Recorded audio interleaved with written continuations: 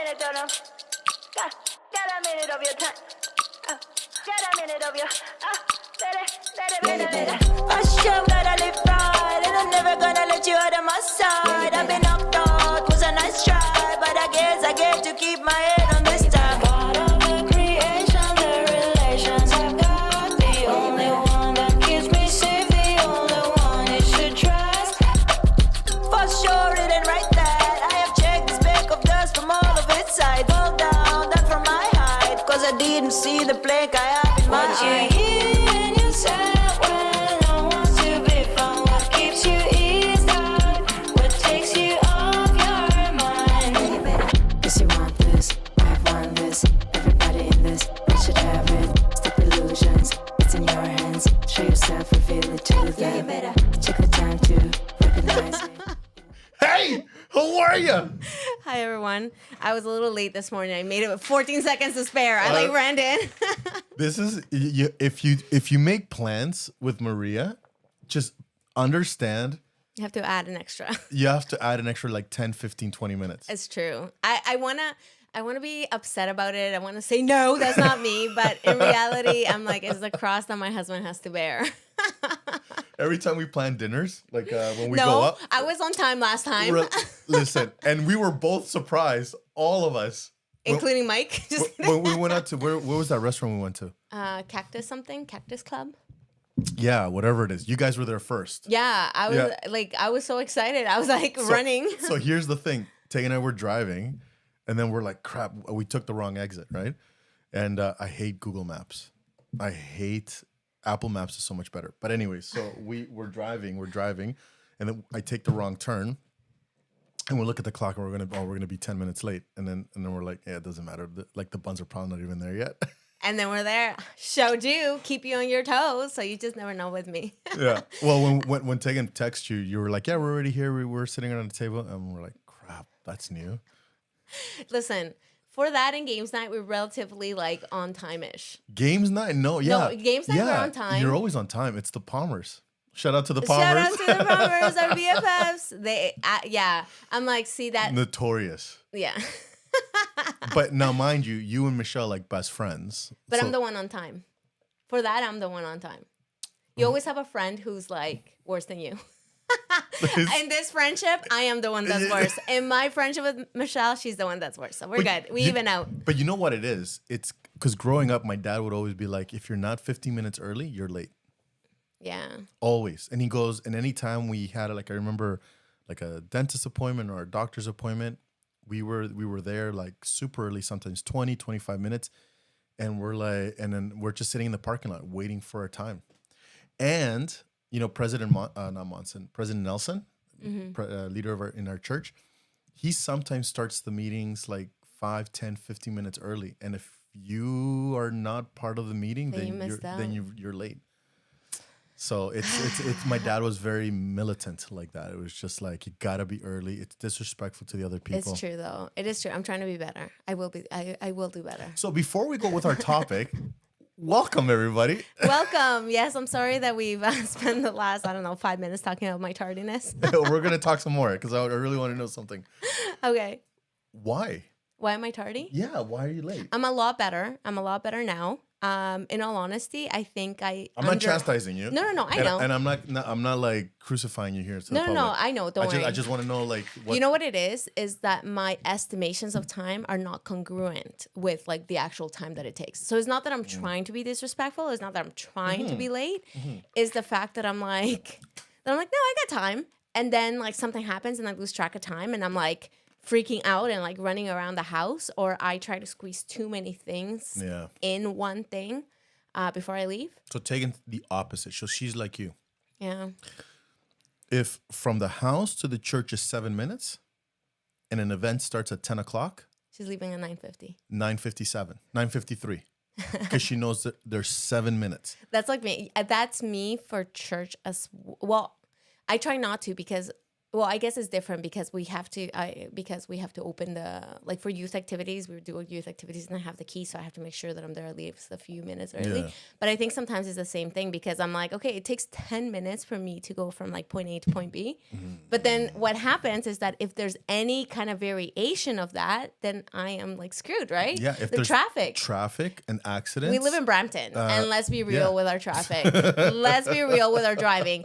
I was making a right. You know how you are like you are if you make a right turn, you are what is it called? Like you are on the, like you have the right away. You have the right of way, right?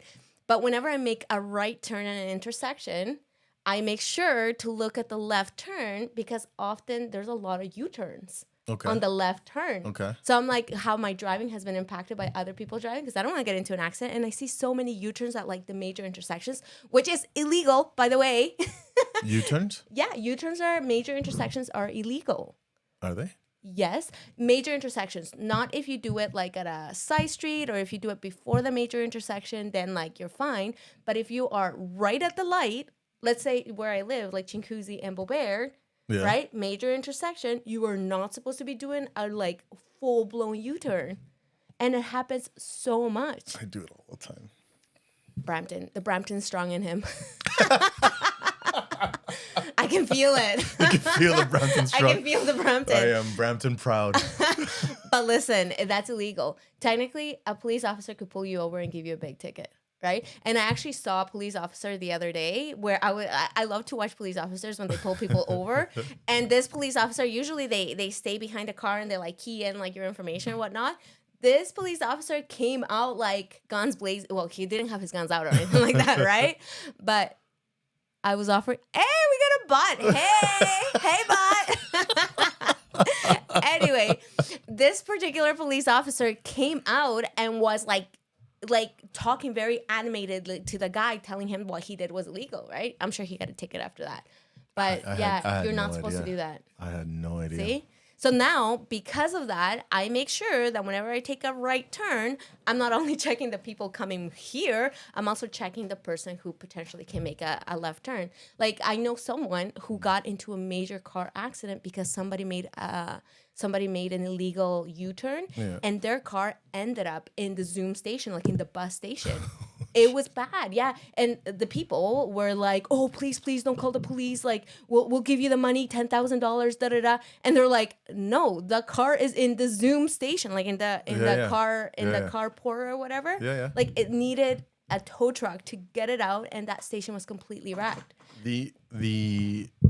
Yeah, I do U-turns all the time, so that's my bad. Now you know. But yeah, so she'll plan door to door, whatever, and I'm always telling her like, listen, we got kids. Last minute, one of them's gonna say, I need to go to the bathroom. You don't take that into consideration, right? But then what ends up happening, and I've seen it so many times, she plans minute to minute from door to door. Last minute, kids, I forgot my blanket, or I forgot my toy, I have to go to the bathroom, and then you flip out for something that you would not have flipped out if you would have left at a like not super early, but at a much more decent time. Listen, No, I am not. Just embrace it. That is not What are you one gonna thing do? I am not willing to embrace. I am, and again, Shout out to my husband who embraces me just as I am. Well, no. Prove that him and I could have never been married. We would have been divorced. Oh, 100%. Like the minute we got married. What did Raquel say? My daughter, who's 12, because we were talking and she's like, yeah, I said something and she's like, you're very much like Miguel. And I'm like, yeah. And she's like, yeah, if you guys would have gotten married, it wouldn't have worked. You guys would have been divorced. And for some reason, she added, with a lot of kids. I'm like, And a lot of debt. A lot of debt and a lot of kids. Our significant others raise our average. If Absolutely. our significant others would have gotten married, they would be killing it financially. Oh, They would have financially? had like probably a small family. Yeah. They would be killing it financially. Going on vacation every 3 months. Oh yeah, 100%. They Yeah. would be like, they would be on time. They're They definitely. would because Mike is on time, but he's like So Mike also is a me. planner. Yeah, Mike is me. Yeah, but he's a So gentle. if Mike and I would have been married, we would have been successful as well. Very successful. Maybe. So Mike, heads up. Anyway, so that's our Yeah, and I'm not asking because I'm chastising. I'm curious because I know Tegan why she does it, and because for her, she puts on a lot of things on her plate, a lot. She takes on a lot. She can't say no to people. She can't say no around the house, and so she's not willing to drop things. And so then, therefore, every minute counts for her. Do you ask her, what can I do to help you? No, I refuse to because I got stuff on my plate too. Listen, no. It's this one. I am doubling down. It's not me. People need to learn. So we just had a youth activity, a Bishop Youth Fireside. Okay, where was my invite? I asked you to invite me next. I did tell Tegan to invite you. Where was my invite? I swear to you. See? What do you mean? See, this is not me. This is not me at all. She was supposed. Anyway, don't worry. I wasn't here anyway. Screw you. Anyway, go on. What the freak, dude? You're freaking me out, and you weren't even. Man, you missed me, didn't you? Not a good friend. Not I'm a good friend. I'm a wonderful friend. Anyway, go on. I taught the Eisenhower matrix. Have you ever heard of this? No, I don't think I have. Can I give you the history of this? Sure, go ahead. Educate me. I'm ready. I am. Get ready to be learned. So I forget what his first name is, or I don't know, whatever. But Eisenhower, he was a 34th U.S. president, and he was one of the most loved presidents by both parties. So normally, what ends up happening is that when a president comes into power, one of the first things that they do is they get rid of previous initiatives from the previous president just to show dominance, which is, I think it's so stupid. So when Trump came to be president, he got rid of Obamacare. Yeah. Right? It's like, that's whatever, and he just got rid of it. And then when Biden came into power, he got rid of a whole bunch of stuff, so a bunch of initiatives that Trump did. And now Trump, one of his campaigns is like, as soon as I come back, he always talks about it. He goes, when I get back into the seat, he's already talking about all the things he's going to get rid of. So Eisenhower, what he did is that when he came into power, he didn't do that. He actually continued a lot of the previous president's initiatives, and he would better them too. So he was like, "This is great. We're gonna work with this. This is good, but we're just gonna add a little bit more money. That we're gonna open up another department. We're gonna do whatever and all." And so he was loved, right? Like he didn't trash talk that much. I don't know how much, but anyways, he didn't belittle the opponents, and he was loved by both parties, right? And he was one of the few presidents that passed a whole bunch of bills. So he created, and he was in the military, and when he was in the military, he created this. So he was in the military, very successful, became the 34th president, and he passed a whole bunch of bills. And when they asked him, like, how did you do this? He taught them the matrix, and it's the important, unimportant, urgent, not urgent. That's from I guess Robert, what's his name? Covey. Stephen. So he got it from Eisenhower. Yeah. So yes, I am familiar with that. Okay. Yeah. And so next says, hey. Mushroom Kingdom. Man, we're killing it with the bots today. I know. So we just got here. You're not seeing the comments, but on our YouTube channel, he said Eisenhower was the president of the Mushroom Kingdom. He kidnapped Princess Peach. Yes, he did. There we go, right? So Eisenhower, and so what did I say? Anyways, and so he created that. So Stephen R. Covey took it from Eisenhower. And in that, there's the four matrix, or the four things. So on one side is important, unimportant, urgent, and not urgent. Okay? One of the things that are not important and not urgent is delete. So if important and urgent meet, it's do now. If important but not urgent, it's schedule. So schedule for later. If it's urgent but not important, delegate. So give it to somebody else. If it's not important and not urgent, then delete. So those are the four steps, right? And listen, I'm not tooting my own horn, but tell us, Miguel. I'm telling you how great. Get on that pedestal. I am going to get on this horse. Ready? You ready? You gotta What get is this? You're getting on that horse. I forgot about this. Get on that horse. So I am I didn't see you get on that horse. Get on that horse before you. big hat with my big hat. Ready? Here we go. All right, go. I am phenomenal when it comes to the Eisenhower matrix. I live in the do now and delete. That's my happy place. And if it's not important, I'm just not going to do them. They're not important. They're not urgent. It can wait. I can delegate it to somebody else. I can schedule it, or I just delete. I just will not do it. And so Tegan doesn't know how to delete. And so I refuse, and I refuse to take on what is not important. And I refuse to because it's not I mean. Can I ask you a question? You can ask me anything. Okay. So are you about the law, the letter of the law, or the spirit of the law? What's that? Are you about the law, like following everything to accept, or the spirit of the I'm law? 100% the spirit of the law. Okay. Yeah. Okay. So talk to me about how that can be applicable with in your marriage, the spirit of the law, and what you're saying. No, because again, remember what we're talking about is being on time to somewhere. Mm-hmm. So being on time, that's the urgent and that's the important. Mm-hmm. So that's phase one. Everything else doesn't matter. If it's urgent or not important, or important and not urgent, it can be delegated or scheduled to another time. So I learned it with Stephen R. Covey. I learned it different. So he does have the exact same thing, right? But he's like the urgent and important. Those are the fires, right? That you need to put out right now. Right. Right? And leaving the house on time to be at a meeting. Hold on. And not disrespecting somebody else's time.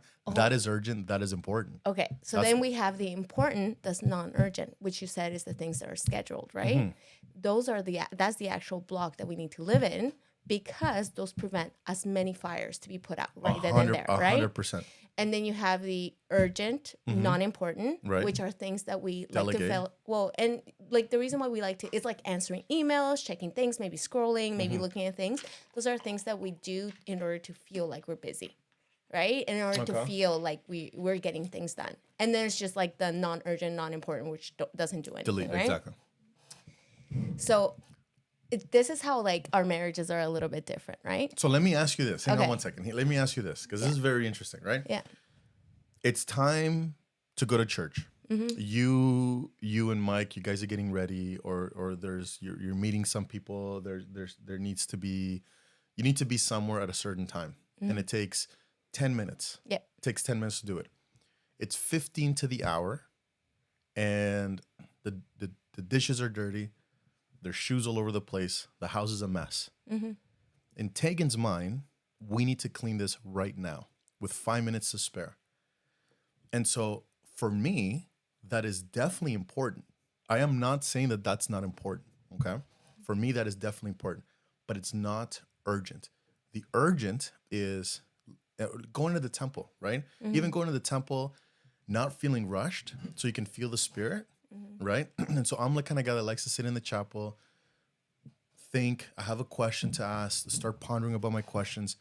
But if we're getting there and again, with whatever, and the house is a mess and all these different things, that's not an urgent thing. That is important, but it's not urgent. And it would be you know what, when we come back, it'll be the first thing that we do. No, it's got to get done now. It can't get done now. We have to go. So so for me, it's not the spirit of the law, this particular thing, right? It's a thing that I don't want to be rushing. I don't want to be driving chaotic, because we got to be somewhere on time, and then room for error, room for hitting somebody, getting hit, making a mistake, stressed out, arguing, all of that stuff, because we had to put the shoes away. Okay. So then tell me the experience that happened. So, the shoes need to be put away. Mm-hmm. Are they put away, or do you just tell Tegan, let's go? And then how does that happen? How do you guys get out of the house? So in that particular case, I'm pushing for everybody in the car. Let's go. I am not pushing for let's clean the house. And then what's your drive like with Tegan as you guys are driving? Is there a little bit of tension? Is there conflict? Probably. Okay. Probably. Okay. But it's I rather the tension than not make it or disrespect the people who are waiting for us. So you're more worried about the other people and what they'll think than what. But again, it's not even. It's so for the temple. I want to be there on time. Well, yes, the temple is different, right? Like Right. I get it. Like Okay. I get those, right? But see, and this might be a perspective difference because actually you're a guy and I'm a girl, like you know, so it might be a little bit different, right? But I'm grateful for Mike because even though he bears the same thing that you bear, he often will stop and be like, okay, what can I help with? Or he anticipates. Like for instance, in that situation, 100%. if like he knows that putting the shoes are important, him and the kids are already putting the shoes. Or like all the kids are already in the car. The kid, someone needs a blanket, somebody needs something, they're already in there. Keys are in there and he's just waiting for me to come out. Right? So I think in this situation, this is just what works in our marriage is that the spirit of the law. I think he much rather him and I'm sure he's stressed out. I'm sure that at that point he's stressed out. But because he's so kind towards me, I am more likely and I have more of a desire to ensure that I'm on time. Do you get what I mean? No. Okay. Hold on. Let's see the comments. Okay. No wonder Miguel deletes all my plans. Oh man, interesting conversation. Unimportant to you, maybe important to someone else. Yes, that's a great point. Yes. How do you balance that? Okay, so for Terry, I think for us, so like gotta keep in mind that both you and I have different perspective in certain things. 100%. We're very much alike in certain things, but very different in other things, right? And I think for me, I will value the relationship above anything else. Okay. Right? So for instance, if there is something going on, I would much rather, like for instance, for Mike, he is a huge planner, right? Like we went on vacation, he has sheets and lists and things that need to be done, right? Right. Like I love it. He's made me so much better. But I know that in order for me to ease his burden, what I can do is actually look at the list and follow the list. Right. And even ask him, be like, okay, tell me, what can I do to help? And not just think that I'm helping by just doing something. Right. Because I think sometimes, at least in my marriage, and I have found perhaps in like most people, that communication is an issue. Both sides have expectations of the other, but yet we don't communicate them because for some reason we feel like they should know.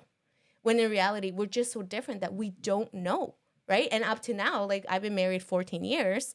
And it's not like I can't always guess what Mike wants. Right. So I have to ask him, right? So for me or for us, Mike creates the list. He very well could do everything. I mean, he would do everything if I didn't help. But I think because of his kindness towards me and how he reacts in situations where I struggle, like tardiness is a struggle for me sometimes, right? But he plans around it. And because of that, it gives me a desire to be more mindful of him. So for instance, we were packing up to come home. We were on a cruise. We came home yesterday. So Saturday, we went back to the room and I started packing everything.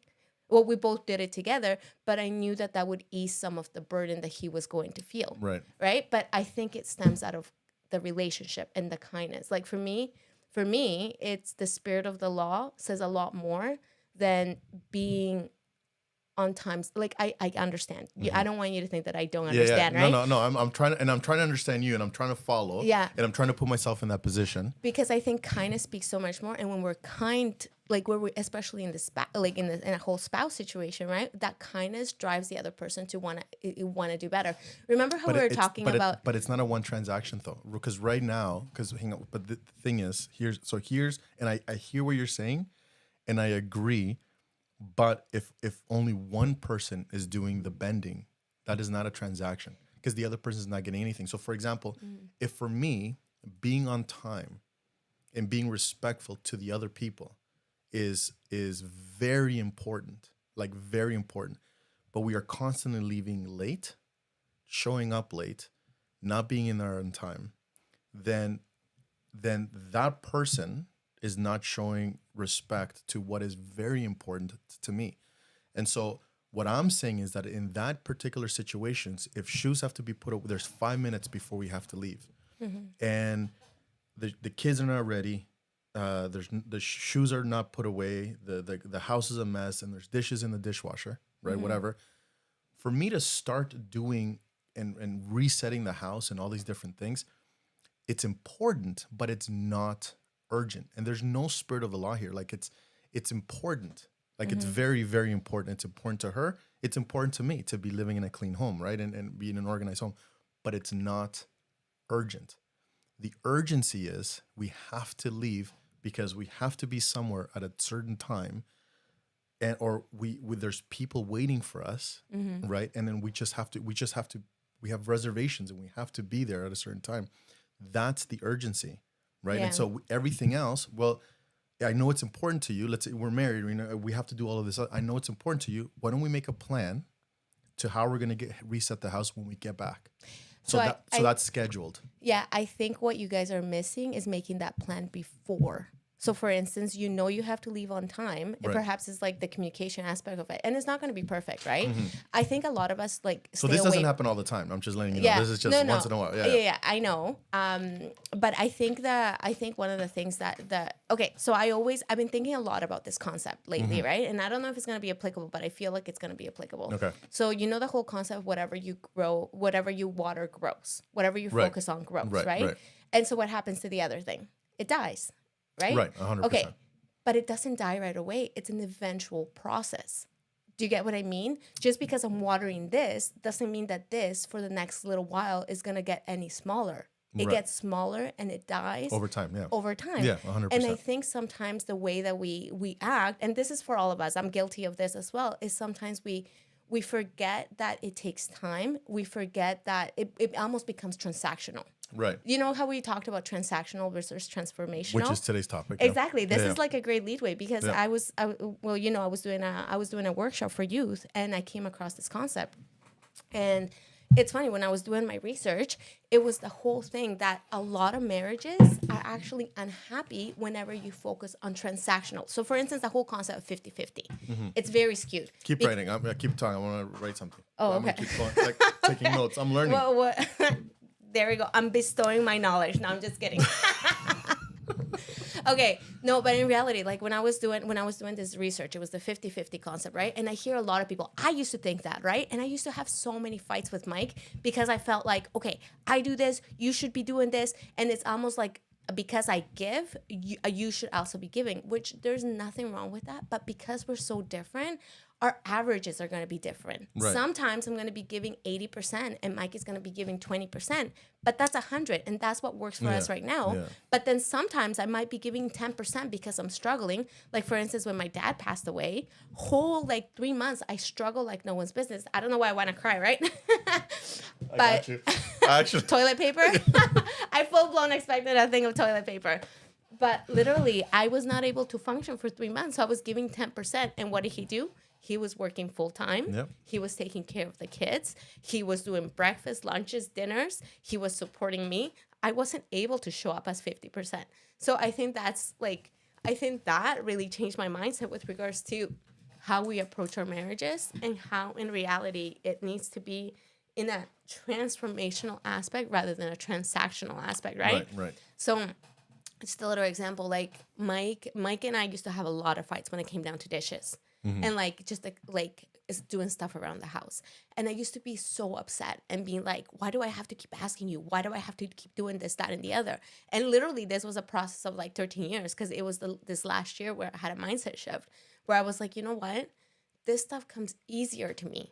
It's in the forefront of my mind. This is something that I just naturally do. Naturally, I can cook a meal from start to finish in 30 minutes. Right? Like naturally, I can, while I'm cooking the meal, I can wash the dishes, load the dishwasher, sweep, talk to the kids. Like I can do all these things because those things come natural to me. As opposed to when Mike does it, he's fantastic at it, but it takes him a little bit longer. But here's the thing. I don't have to worry about the outside. He mows the lawn. I don't have to worry about anything that has to do with the car. I barely even put gas in the car because he's the one that goes at night and takes care of it. He doesn't have that expectation of me, right? And so then I thought to myself, I was like, what if he had that expectation of me? What if he was like, well, 50-50, if you expect me to do at home, then you should be expected to do all these things when it comes to the care of the outside of the home and all the things that he does do, right? And so then like for our marriage, I became super grateful. And when I ask for help, I do it. But then I came to the realization that it all goes down to communication. It goes down to 100%. like your family dynamics and what you need, but you have to plan it out. So I think we're talking about the same thing. In being Yeah. and I think we're talking about the same thing. And so here, let me. Do you want to scroll that down? Oh, there's people. What's it say here? Okay. I'm with you all the way. I can't stand being late. I'm very caught between two perspectives. As much I like to apply our BFS Maria's way of things, I also find myself doing what Miguel does. I'm pretty caught up in between this matrix systems. Although it's something definitely I should look into. Okay. So let me go back, because I think we're talking about the same thing, and it sounded like we're talking about different things. But as you're talking and I'm writing this thing down, we're talking about the same thing. Now watch. This is the matrix, right? Oh, I don't know if you. Oh, you can't see it. All right. We'll put up the thing in the chat, but I want to show you this, okay? So it's the important, the urgent, and you got to do, right? Yeah. So we got the important, and then we have the important and the urgent, and those things that we have to do. Stephen R. Covey says that a lot of times we live in here. Yep. We're just putting out the fires, right? Yep. Okay, great. There's the not urgent, but important. Yeah. Right? He says, Eisenhower says, we should schedule those things. Yep. Okay, this is where we should live. Yes. Okay, great. So we're in agreement? Yep. Okay, good. Things that are urgent, but not important to you, but they're urgent, they can be delegated. They can be given to somebody else to do. Mm-hmm. Okay? And then the things that are not urgent and not important, they should be deleted out of your life. Like you shouldn't do. They're not important. They're not urgent. There's other things that you could be doing. Do we agree with this? Mm-hmm. Okay. So if the house is a mess, right? So what you're talking about is scheduling. Mm-hmm. I 100% agree. Yeah. For Tegan, it's important that the house is clean. Yeah. It's important. Mm-hmm. And things like that should be scheduled. And we did. We created a schedule for the kids, right? Because Tegan's an entrepreneur. I'm an entrepreneur. Sometimes it's hard for us to maintain the home, right? And so we told the kids, if we were living in a farm, you'd be milking cows and feeding the horses. Yep. Right? Agreed. So you come home from school, no devices till 5 o'clock. Mm-hmm. You come home, you put the backpacks away, empty your backpacks, put the dirty containers in the whatever. If there's dishes in the sink, so all of that stuff is scheduled. They know 5 to 6 is dinner time, 6 to 7, 1 hour screen time. Mm-hmm. Scheduled. Mm-hmm. Okay, great. Now here, what I'm talking about are the variables, right? Sometimes, and these are children, right? You're not going to get a plan that is 100%. Mm-hmm. If I'm down here and there's hell upstairs and there's chaos and whatever, Tegan's working, I'm working, I'm doing my sessions, I'm doing my work. Sometimes we can't get to those scheduled want to do things, cleaning the house and doing all these different things. Okay, great. That's awesome. Sometimes though, we do find ourselves in the urgent and important. Yep. Being on time cannot be scheduled. Mm-hmm. It's either you leave on time or it's either you're on time or you're late. Mm-hmm. Okay. So for me, this is very important. If cleaning the house, I know it's important, then I'm going to create a plan, or we're going to create a plan with the kids or with Tegan and I, that when we get back from our responsibilities, we're going to reset the house. I have a question for you. Do you do it like the day before and just be like, "Hey, we have this tomorrow"? Like, oh yeah, if we had people over. It was on a Sunday, and then we're like, and we did. We sat the kids down and we're like, okay, we're gonna have a whole bunch of people over to the next day, Sunday. This house needs to be reset. And it was Saturday. Nobody's doing anything. We're not taking you to any party. We're not going to any place. We're not going to any trampoline place, nothing until this house is reset. Once the house is reset, then we can start making plans as a family, right? And then I schedule my gym time accordingly. I'm going to go to the gym from 8 to 10, come back and start helping around the house, right? Everything is scheduled because it's important, but it's important, right? Yep. But it's not urgent immediately right there at the moment. When we have to go somewhere, right? It doesn't matter if it's scheduled or not. It doesn't matter if what's going on, because that is now taking priority. The being on time because there's either people waiting for us or because it's an event that we have to be at a certain place and time, that cannot be scheduled. And so whether it's Stephen R. Covey or Eisenhower that says here, if you find yourself in an important and an urgent, you have to do it.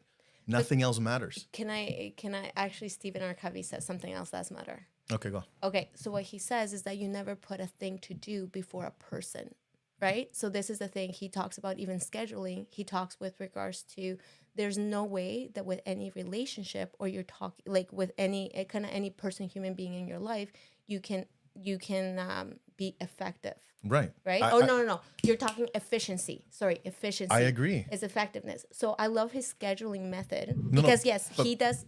Hold on. Yeah. No. Give me going. a moment. Yeah. Because he talks about this as well, right? And he gives you the ability to schedule because yes, you're absolutely right. There are things that you need to be on time and things that need to happen, right? But one of the things that I love about him is with regards to people.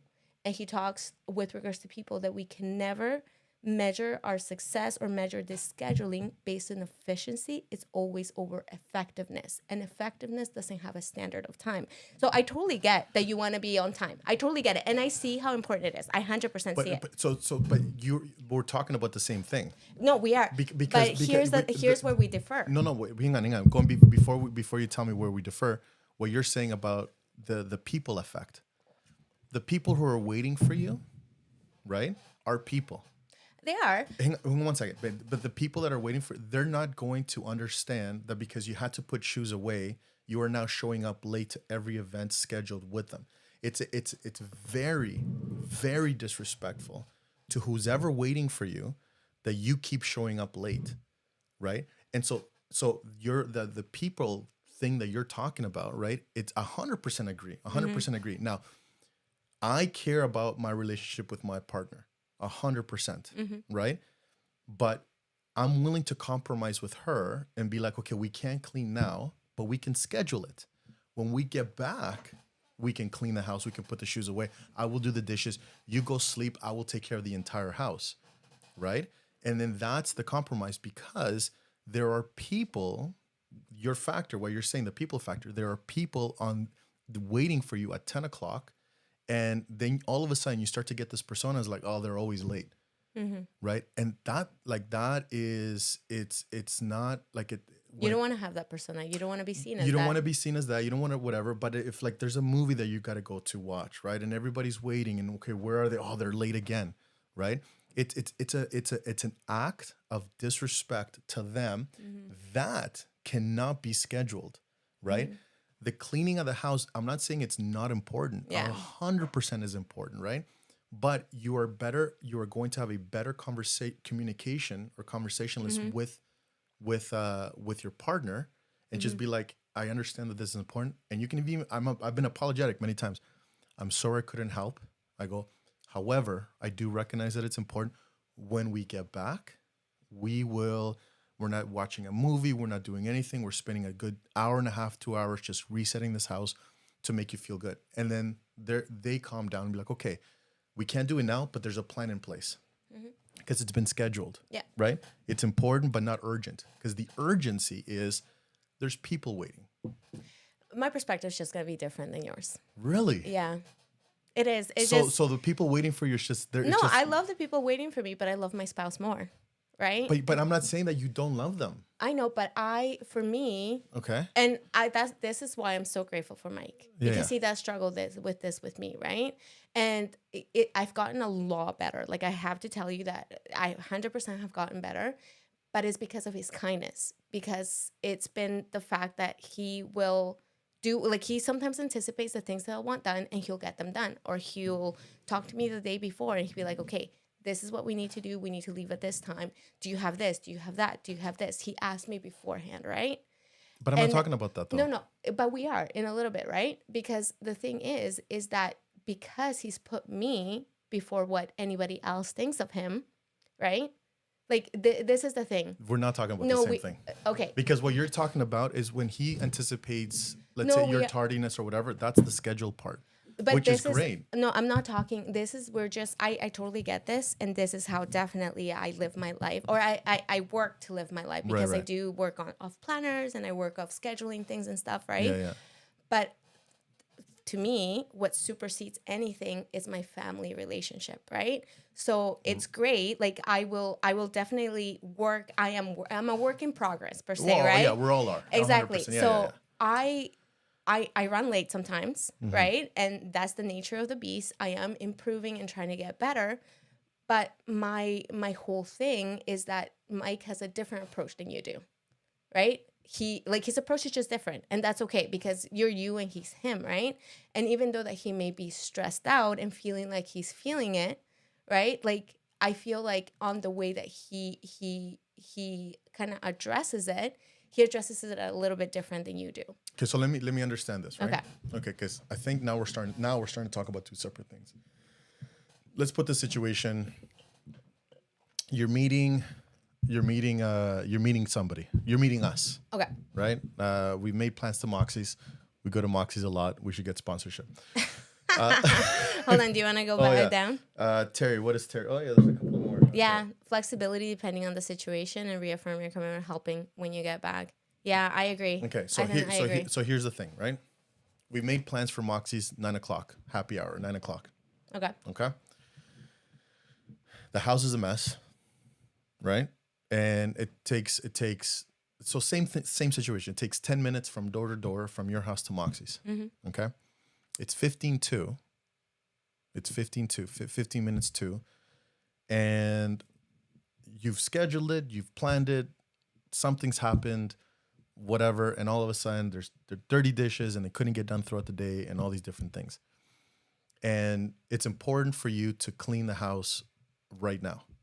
But have you asked her why? Like, have you had that conversation and been like... So that's why we're talking about two separate things, right? That's why we're talking about two separate things. So with Mike, and I agree with you, Mike, in his kindness and love and understanding to you, will plan for a good transaction.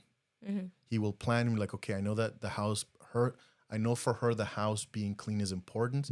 So me and the kids will do everything possible for the house to be clean. Mm-hmm. Okay? Yeah. Okay, great. And he will plan for that the day before because he's a planner. He knows you and he knows your kids, right? And the dishes will be done. The shoes will be put away. The house will be reset. So you're not stressed 15 minutes before you leave. Mm-hmm. I'm not talking about that, right? Are you talking about the fact if I turned around and still like... what I'm talking about, I don't care how much planning goes. Mm-hmm. There are variables that will take place, right? There are kids that I need to go to the bathroom now, right? Or I need to do this, or I need to do that, or something happens that was not part. I don't care how good Mike's a phenomenal planner, but there, unless he can tell the future, right? He can't foresee some of the crap that may happen. Yeah. Okay, that's what I'm talking about. I'm talking about he's planned. Yeah. He's done he has a step by step for everybody, and then something happens, and there's still. He gets a call from work and now he's stuck talking to somebody, right? And he can't help execute that plan. And so the dishes are still dirty and the shoes are not put away. Yep. Right? So what do you guys do? What do you do? What are your expectations? So to understand this. Okay, so for me, I think what would be, because see, for me, I'm a little bit. To me, I would leave the shoes there and I would leave the thing there. But something that I wouldn't leave is if I haven't fed my kids. That's my thing. Oh my gosh, yeah, right? we're not talking about that because I agree. The kid poops its pants. You go figure it out. I got people waiting. Yeah, I'm not talking about those. I'm not talking. I really that's urgent and that's important. Your kid just pooped its pants. I really like Terry's comment where she says like there needs to be flexibility depending on the situation. And I think that's what it is, right? I think if I'm going to church and let's say I'm 5 minutes late because something has happened, I'm okay with that. Right, me too. I'm like... Oh, me too, 100%. Yeah. But again, we're not talking about the same... So what you're thinking is the habit before it. There is a continuous habit of the same thing happening. No matter how much you plan, it happens all the time. No. Okay. No. So I agree with you there. Okay. That if the kid poops his pants and you're going to be 10 minutes late, you clean your child. If the kids haven't eaten, you feed your child, right? Those things I understand. 100%, I am 100% on your thing. That's not what I'm talking about. Okay. Though. I'm talking about those things that are that. So here's my question too. The dishes are dirty and the shoes are not put away. Mike tried to plan for the cleaning of the house, and there's people waiting for you. I have a question for you. So this is gonna happen. Do you go and talk to Tay and be like, hey, I noticed this is not done. This is not done. I don't think we're gonna have enough time to do it. Can we just do it? Or like, let's make a plan. Or like, I promise that I'm gonna help you. Okay. Yeah. So you do have that conversation beforehand. So with your comment about because he cares, I care about her too. Right? No, I know. Okay, I know. Okay. I wanna get that. He's a crummy husband. I'm just kidding. Yeah, your comment there was like, see, I go on care. I'm like, what the frick are you trying to say? No. I didn't mean that. Okay. I apologize for that because that was not my intention. So I do care. Yeah, of course. I do care. And then because I care and I know what's going to give her comfort, I put together a plan of execution for after responsibilities. And do you ask her what the plan she wants of execution? I know what it is. How do you know? Have you asked her? Because she's my wife and I've been No, have you asked her? That's the issue. What the plan is? Because this is the thing. And this is what I've noticed. No. Okay, go ahead. I'm like, if you don't ask her, how do you know what it is that she wants? Oh. It's not that it's because she's my wife and I know her. It's because, did you hear it from her saying it? No, there's no questions about it. For the house to be clean.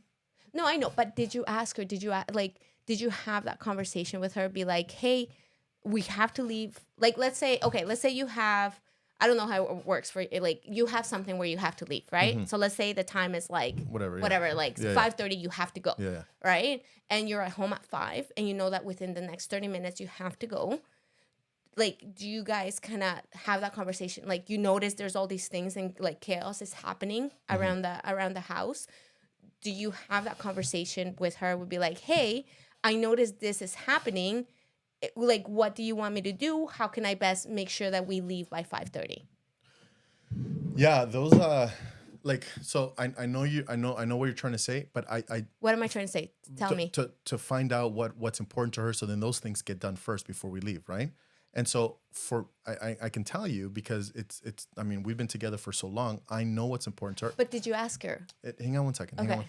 For her, having a clean house is there's nothing more important than a clean home. I know, but I 100% so agree. I don't understand then. Did you ask her? Did you actually have that conversation with her? I know that because she said it many times, right? Okay. And then when she's working and she comes out of she's done at 8:00 sometimes. Yeah. And when she comes out to the dishes not done and whatever, she flips out because it's she doesn't want to see that. And so I know that at 8:00 she's done, and so me and the kids at 7:00 we're running around cleaning the house. Yes. And then when she comes out, she's very grateful. Yes. So I don't. It's one of these things. I know what she wants. I think the missing link is just you asking her. But why though? But why not? But I know having a clean house is important. But why wouldn't you want to ask her? Just even if she reaffirms what you're saying, why wouldn't you want to ask her? What if it's different? But it isn't. That's. But why wouldn't you want to have that conversation? The thing is she said it many times that the house is clean. But this. Hang on, I don't understand. If she has said I clean. I want this house clean before I finish. Why am I? So what do you want? Okay, no, I get it. I totally get it. But you have to realize women are very expressive. We like to talk and be asked. Even if it's the same thing. I don't agree with that. I don't agree. Oh, so you want to tell me what women? No, I'm not going to. Tell me. Please do tell me. No. Okay, hold on. Let's see your comments. All right, Nexus. He says, there's no room for spontaneous. I agree with that. He also, or Nexus, I don't know who this person is. Thank you for watching, by the way. We appreciate you. We appreciate that. He says, I see what Maria's saying. It sounds like he cares more about being on time for other even to... And expensive tension. And expensive tension in the spouse. You show up on time, but where's the feeling when it shows up? Okay. I agree. I'm anyway, go ahead. Okay. And then Terry says, some things always happens, especially if you have family. My plans always includes a cushion of time, approximately 15 to 20 minutes. My clock is, That's so quick story. My dad, my mom, I love my mom. She was notorious for being late. And I think, I love my mom. I might have inherited that from her. Now we know.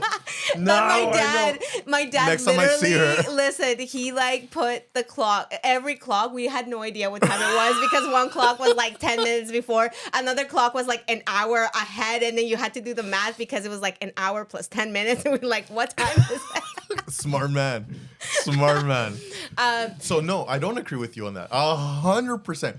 I agree. Hang on one second. Hang on. Okay, tell me. Please do tell me. I think, yes, if you don't know what your wife or your partner is thinking or feeling, I think you're shooting yourself in the foot if you just assume. This is not an assumption. She has forward and come out and said, I want the house clean. I have a question. Why is it so hard to ask though? Even if that was the same answer. But there's like, I feel like there's like such a resistance to just ask. No, about this. I know. Not about anything else. No, I know. But even like if she's. Why don't we do an experiment? Why don't you try? Let's do an experiment. I don't want to ask something because I already know what it is. What if it was different? If it's the same answer, then you're gonna be like, okay. And you know what? Here's the thing. If you ask, like when Mike asked me, hey, is there anything you need me to do? Even if I say no, I feel validated. Again, we're not talking about the same thing. We are. Because I get it, because men are very analytical, right? Men are like, you guys are task oriented. Hang on, if we have to go to church, right, and there's a bunch of stuff that needs to get done, I will ask her, hey, what needs to, how can I help? Yeah. I will. I'm not listen, I don't care how she's painting me right now. Listen to me. She's a great person, guys. I don't care how she is painting me right now. Oh, screw off. Listen, He's a great husband. He has like 10 kids and has been married for 20 years. So I assure you, Tegan is a very happy person with him. So thank you. Okay. Now, here's what I'm saying, okay? If we are planning for a trip, if we are on our way to something or whatever, and there's a million things to do, I will ask. But why not in the simple things? Hang on one second. I will ask, out of everything that needs to get done, how can I help? Yeah. Like, what can I do? Yeah. I will ask. 100%. I am not what she's saying I am, okay? I'm not saying anything. It's your guilty mind. No, it's not a guilty mind. It's what you're saying, dude. I'm not saying it. So, I'm team Miguel and Tegan. It doesn't sound like it. It does not freaking sound like it. We're going to rewind the tape, I swear, and next week we're going to review everything we're going to react to our own video. I'm going to be like, oh, that did come out harsh. I want to, like, so okay. One thing. Okay. One thing. When I'm not talking about the 99. I will ask the 99. Okay. What I'm not going to ask is the one thing that after work, she wants to come out to a clean home. Yeah, for sure. And I'm not asking you to ask that. But that's what you're asking. That's what you're saying for me to ask. What I'm saying is that not whenever, like, if you know 7 to 8 is your cleaning time and she comes out at 8 and she's happy, what I'm asking you to ask is in the 30 minutes, like, if you know that you guys have to leave by, like, X amount of time. Yeah. I'm like, that's what I'm asking. Okay, that's not what you were asking. Let's rewind. Let's rewind the tape. I meant to say that. I don't know what you heard. What you meant to say and what you actually said were two different things. No, because if you already know, like, because you're doing the same thing Mike is doing, you're anticipating, like, and you guys are doing it. Yeah. That's not what I'm asking, right? Okay. The point that I was asking was, like, so we're talking about leaving late, and you know that potentially something could happen, like things can implode, whatever 100%. It is, right? Yeah. And at 5, you're feeling that pressure. Right. Because I'm sure that it starts bottling up before then because you're already anticipating being late, right? It takes 15 minutes to get there and you're not even showered yet. That, I swear, a knife to my throat. 100%. Okay.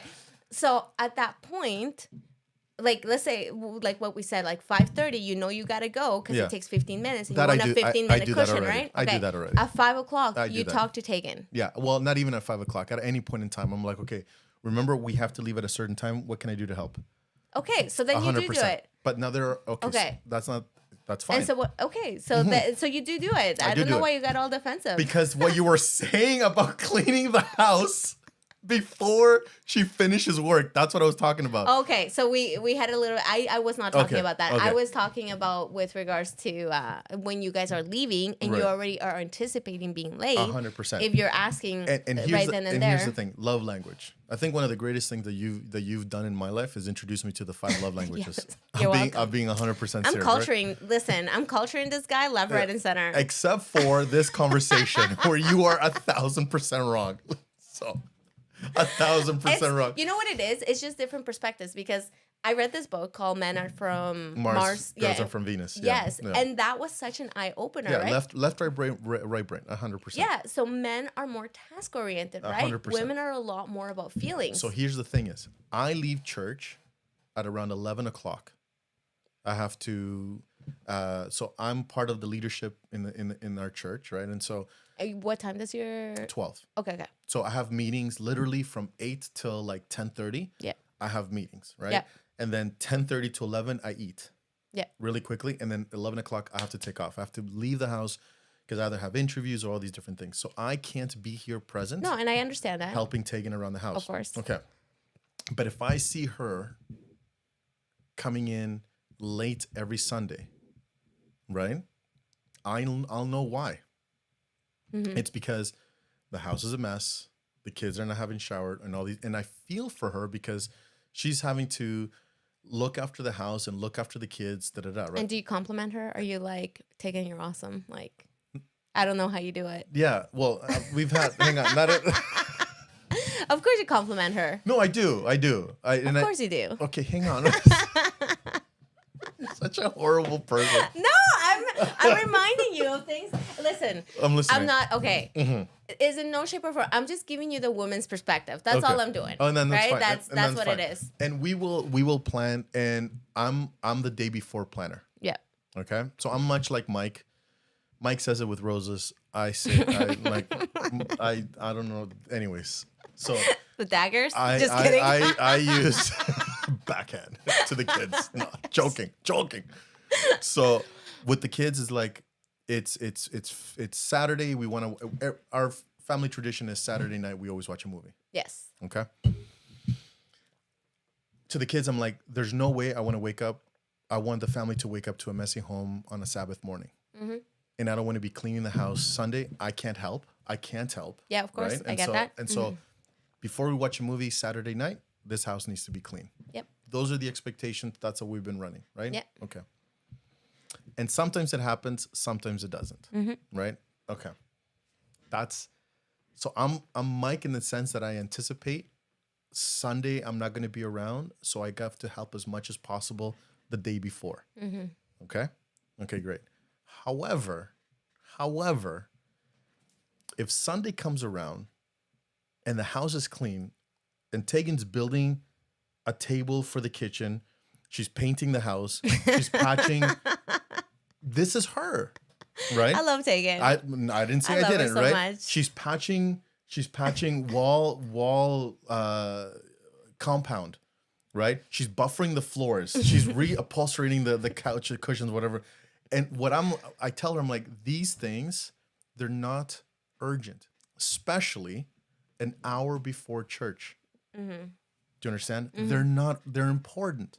And just because I tell her that they're not important or sort of not urgent, it doesn't mean I love her any less. And I would be a horrible person, right? If knowing that we have church in 30 minutes and I start getting elbow grease and start patching walls with her as well, knowing there's people waiting for me, right? Yeah, I it get has that. nothing to do with love and it has nothing to do with whatever. And I love her. And because I do, and I know that it's important, let's schedule this that is important to you.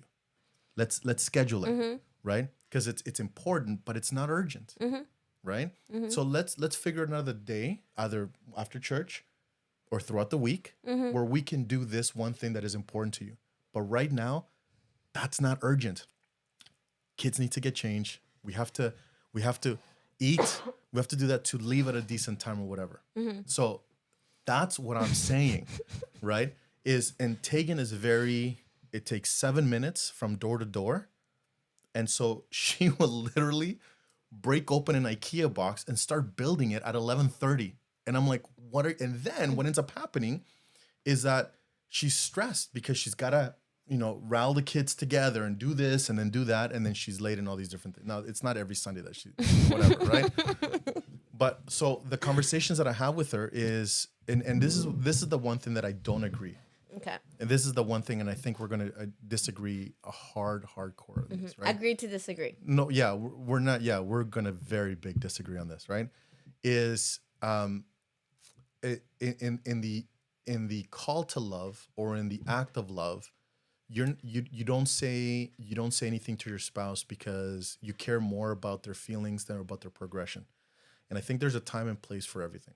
Mm-hmm. I think there's a time and place to love and just accept who they are. Mm-hmm. But if what they're doing is causing stress to themselves, to your partner, and to the rest of the kids, at some point in time, you're going to have a conversation with this person and be like, that's not important. Yeah. Building an IKEA table or an IKEA, whatever, at 11:30, knowing that in 20 minutes we have to go to church, that's not important. And so, but I love her and I want to help her and I care about what she's thinking. I care about what she's feeling. I do. But where's the progression? Because every Sunday she's stressed, and every Sunday, and it's a continual thing that's stress. At what point does your partner come in and say, hey, we need to work on this, right? For me, growing up, I never heard my parents say, I love you. Never, right?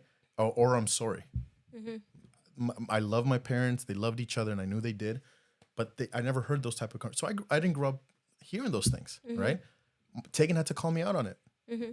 And then she did it because she wants to see me progress, and she knew that it was important for me to say I'm sorry and I love you to people around me. Mm-hmm. And so I learned that principle from her. I would not have learned that principle if she just would have stayed quiet and be like, this is who he is and we're just going to work. I'm going to work on that with him. No, I get it. And see that portion 100% I get, right? I get having those difficult conversations. Yeah. I guess for me, not the difference, because I'm sure you do it with the same way, but I have seen, at least in my life, that honey does a lot more than vinegar. Oh, right? Oh, yeah, I agree. So it's all sometimes in the way that it's and you've been spitting nothing but vinegar at me today. Nothing but... Please. Listen, that has not been my intention. My eyes are burning with all the vinegar and venom that's been spewed out. Oh my God, you killed me. No, my apologies. I was not. Well, I was a little offended. It was like, well, when he talks to me with love and care. I'm like, mofo, what are you talking about? I don't do that. No, I didn't mean it in a way. But I understood what you said. I never meant it in a way that look at us. No, that was not my intention. I'm so sorry. I'm sorry. I want to just clarify that Miguel is a fantastic husband to Tegan. Tegan is a fantastic wife to him. She does not build IKEA furniture every Sunday. No, yeah. Or patch the walls or upholster. She did a couple of Sundays. I'm like, what are you doing, right? Like, oh my gosh. That's okay. These are learning processes, right? Yeah. I guess, it's okay to be different. It's okay to have a different way to think. And I agree, progression is necessary. Like, I've had difficult conversations with Mike as well, as he has as well. And sometimes they end in a little fight, and then we a little kerfuffle, and then we work through it, right? Like Kevin Hart, I promote fights. That's what when they go low, you go lower. Listen, there's no rise above the argument. But so, you know what? Indirectly. So today's topic was transaction versus transformational. Yeah. Right? So I want to tell you, I'm going to confess right now, I had no idea what that meant. So when you, because we planned last week and you're like, oh, let's talk about transaction. I'm like, oh, that sounds great. I'm like, what the frick does that mean? I'm like, yeah, sure. I know what it means. I'm a life coach, right? But I have no idea what that meant. And so I can only imagine that every interaction that you have, it's going to be either a transaction. Mm-hmm. So you're going to give something, or you're going to receive something. Yeah. Right? So did you actually look it up, or you didn't look it up? No. I thought this was leading to I spent the last week researching. Oh, I have no idea. I still don't know what it means. So that's why I'm asking. Transaction. Oh my God. I was literally waiting for some knowledge. I was tell me? No, I'm not dropping any knowledge on this. So I'm asking here. Oh yeah, Mike, let's be clear that I'm as imperfect as ever. I love my Mike. Well, we don't believe that. We're imperfectly together. Yeah. Better Miguel Martinez gets a vinegar than Mike probably is at home. Yeah, get it out so you'll be nice to me when you come home. These podcasts is a vacation for Mike for an hour. I'm like, he gets, I'm not, like, in no shape or form am I ever perfect. Like, It sounded like you No, were, I am. it sounded like you're running like a princess castle. Listen, I didn't mean to get all high and mighty. Like, I have my fights with Mike. I cry. No, I Sometimes know. I'm really mean. No, I know. And then I I'm have just to joking. step it back. So, Okay, let's talk about transfer. from my understanding, Okay. transactional Yes. relationship is that you are giving something, but you are receiving something. Yeah, you expect a return. So you give something. Or you're expecting a return. Yeah, you expect, because it's transactional. It's like when you buy something, you exchange money for the product that you're getting or the service or whatever it is that you're getting. Right? Okay. So for instance, a transactional relationship. But is that a bad thing? It's not a bad thing, but if you're looking for long-term, transformational is the way to go. Like in a marriage, transformational. In your relationship with God, you want it to be transformational, right? Like, But that's still a transaction. You're It is. giving to God and He's giving you back. but the expectation is different, because when you are in a transaction, you get upset if you're not getting what you expected in return, right? When it's transformational, you do it regardless. Like, for instance, and this is amazing. Like our last general conference talk. General conference is this conference that happens for our church, and it happens like Every 6 months. Yeah, they had an amazing talk about transactional relationship with God and a transformational relationship with God. And I loved it so much that it made me want to go back and look at it, right? So a transactional relationship with God means that, oh, I do this because I want you to bless me. Right? So it means that even though, like, you know, the whole concept where it's like, oh, you know what? Like, I've done all these things and I still not, like, bad things are still happening to me and God must not love me. God must not be there for me. That's transactional, because you're doing something with the expectation of getting something in return. Okay. As opposed as a transformational relationship, you're almost giving your all with the knowledge that you are changing in the way that you are perhaps viewing your relationship with God and the things that you're doing. Like, for instance, for myself, right? A transactional relationship for me would have been like, I go to church. I've gone to church since I was little. Then I was like, stopped going to church. And then at 22, I became like active. And then I've been going to church since. A transactional relationship for me would have been like, okay, well, I go to church. I do all these things. I follow the commandments. Yet I still lost my mother-in-law, my father-in-law, and my dad. Is God really there? Right? So that would have been transactional, because I would have been doing it with the eye of never going through hardship, when hardship is just a part of life, right? And we can allow it to change us, or we can just kind of suffer through it. Okay. A transformational relationship, and I experienced this a lot when my dad passed away, was that I had faith even though I knew that the outcome was going to be different. Somehow I believed that God was going to make it work out, even though I didn't exactly know how. And in exchange for that, I transform into a different person. I have a completely different view in hardship. I believe that it has made me who I am. It gave me an insane amount of gratitude. It made my heart explode with love for others, for the Lord. Like, it just transformed me into such a different person. And I feel like that's the relationship that, you know, I wanted with God. And now when we talk about marriage, it's interesting, because when I was reading and doing this research, it talked about how transactional marriages are less happy than transformational marriages. Transformational marriages is that you do your best and give your spouse your 100% or your 80 or whatever your best is at that point, and your spouse does the same thing, right? But there's no expectation. Right? There's only the expectation of strengthening bonds, of like, for instance, I right now, before, in the past, I used to wash the dishes so Mike could do something else, right? Like, are you watching? Like, why am I the only one washing, right? Yeah. But now I am, like, now at least I try, not always, because obviously, like, I have a bit of a temper that I always work on. Really? No. Do say. But as opposed, like, I don't know. I guess my mindset with regards to my marriage is just, it is starting to become different, where I want it transformational. Yeah. Like, I want to put the needs of Mike above my own. It doesn't always happen. I still get upset. I still get annoyed, because naturally I think we all struggle with selfishness. Yeah. It's just a natural thing, but putting somebody else's needs in front of yours is what really makes that relationship transformational. Yeah. Right? So I don't know. So where does it stand with a co-host? Because this has been very transactional. Oh, yeah. No, that's not. Oh, frick, yeah. Well, let's take a look at something. So Stick a vinegar label on Miguel and what is it? Oh, stick a vinegar label on Miguel at this point because poor Miguel. I'm so sorry. I am a vinegar bottle. I apologize for the way that my comments came out. It's He's okay. a fantastic husband, I am sure.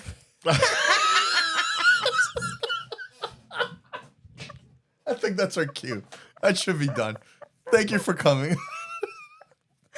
Oh, no, he is great. He's great. So just to let you know, this is our very last podcast together. So Miguel is looking for a new co-host. A new co-host. One that will agree in every point of view that Miguel has. Oh no, listen. I do not want a yes person. I want pushback. So I just did not expect this amount of pushback and this amount of vinegar in my eye. I'm sorry. Well, I'll tell you what you learned.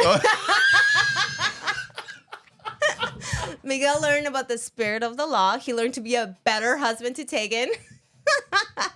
To ask the right questions. You're welcome. Crap. It's been the worst podcast ever. So hopefully you learned something about me today, because I know that I didn't learn anything. So. All right, guys. Thank you for watching. This was a long one. Yeah. So what did you learn today? I'll tell you what I learned. Okay. I'm a horrible person. I am a horrible person. I need counseling. That's what I need. What did you learn today? I learned that Miguel's a great husband to Tegan. That's what I learned. So thank you so much for joining us today, and make sure to follow on all of our socials, Facebook, Twitter, everything now X. Make sure to subscribe, like, and share this content. I don't know about sharing this video because my rep is on the line here, but if you want to share, make sure you share this Miguel video. is fantastic. He's great. Woo! Liar. Get a minute, don't know. Get a minute of your time. Get a minute of your. I sure gotta live right, and I'm never gonna let you out of my side. I've been knocked out, was a nice try, but I guess I get to keep my head on this time. God of the creation, the relations I've got, the only one that keeps me safe, the only one you should trust. For sure, it ain't right that I have checked the speck of dust from all of its side. Fall down, that from my height, cause I didn't see the plank I have in my eye.